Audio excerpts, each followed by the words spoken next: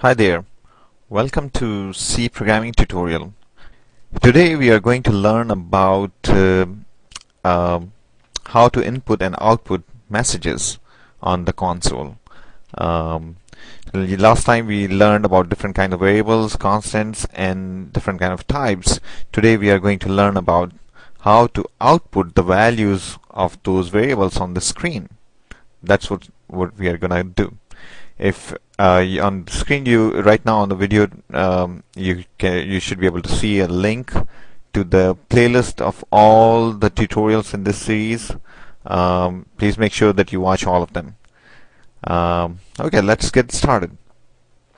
So last time we learned how we can use the how we can declare the variables and how we can assign values to them and how we can basically do the operations like plus minus on those variables.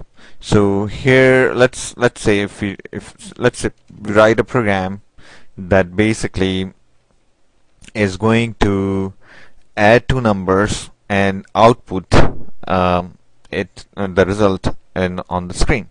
So let's say let's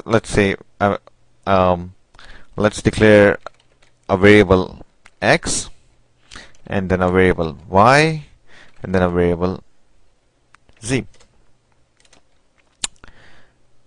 Now let's give the values to these variables. Let's say x is equal to 2, y is equal to 3, and z is equal to x plus y. So our goal was to basically add two numbers together. So this is how we are going to do it. We declare the variable x, we declare the variable y, we declare the variable z, and then we assign a value to this variable, assign value to y, and then we say that z is actually gets the value of x plus y. So at this point the value of z should be 5. Now we want to output that value on the screen. So how are we going to do that? Let's see. So this is what you do. Whenever you have to output something on the screen, on the console, what you have to do is to use this function. Don't worry about what functions are, we are going to cover it later on, but just remember that you have to write print f as it is shown in the screen right now, and then break it start, parentheses, and then quotes. You have to write everything in quotes that you want to be printed as is. So we start with quotes and then we write the sum of 2 and 3 is 5.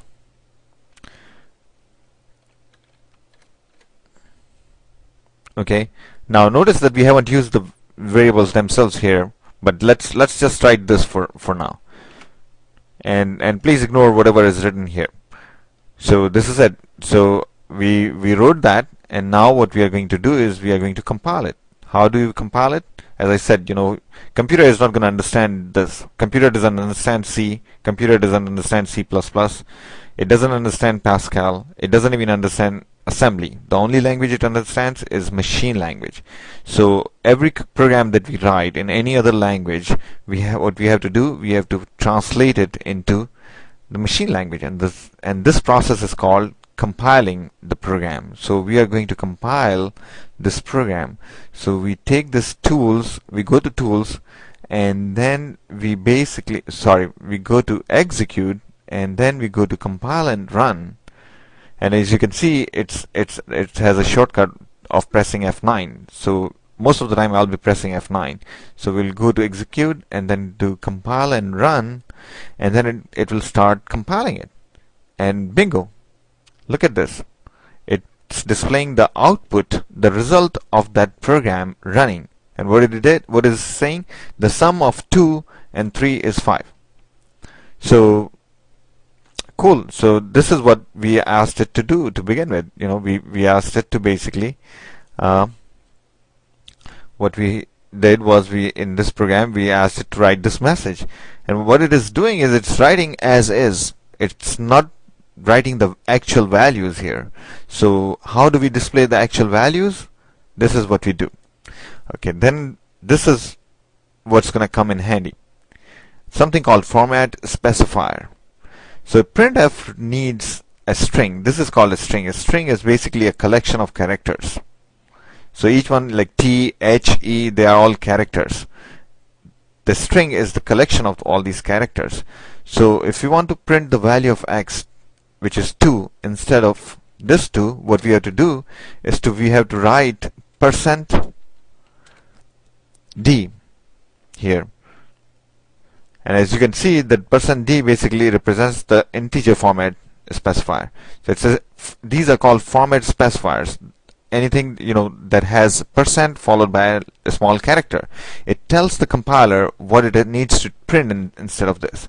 So we write %d, it tells the compiler that okay, it has to print the sum of, and it doesn't want to print %d, it will have to print the value of this variable that we specify here.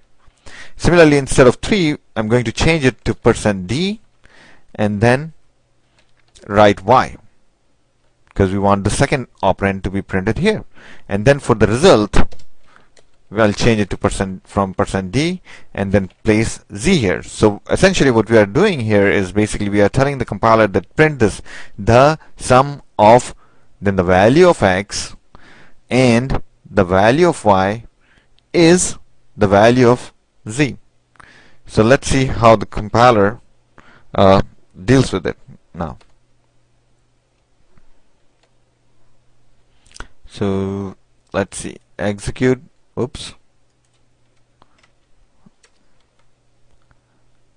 execute, well,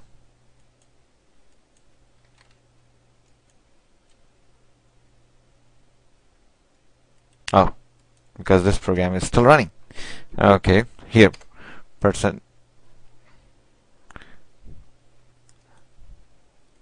compile and run, and here, look at this.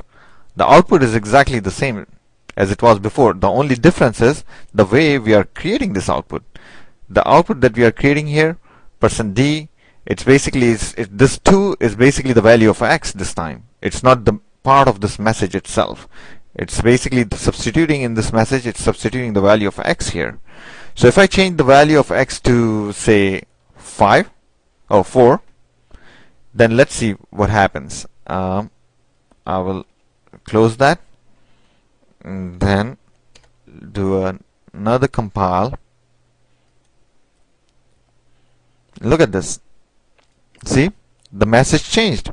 The sum of 4 and 3 is 7, because the value of x is now 4, the value of y is 3, and the value of z is 7. So you see, the point is that whatever you have to write, you can write. But when you have to, whatever the message that you have to write, you can write that message. But if you have to print the values of the variables inside that message, you have to use the format specifiers. And here are the format specifiers. For the character type, as last time we looked at, you could have a character char and then variable name c. So the character types, for the character types you use %c. For integer types, you could use %d or %i. They are the same. They are exactly the same. So you could use any of those. For float, we also learned the data type called float. You could have a variable defined f, and what do? They basically hold numbers, but not integers. Any number like 2.5, etc.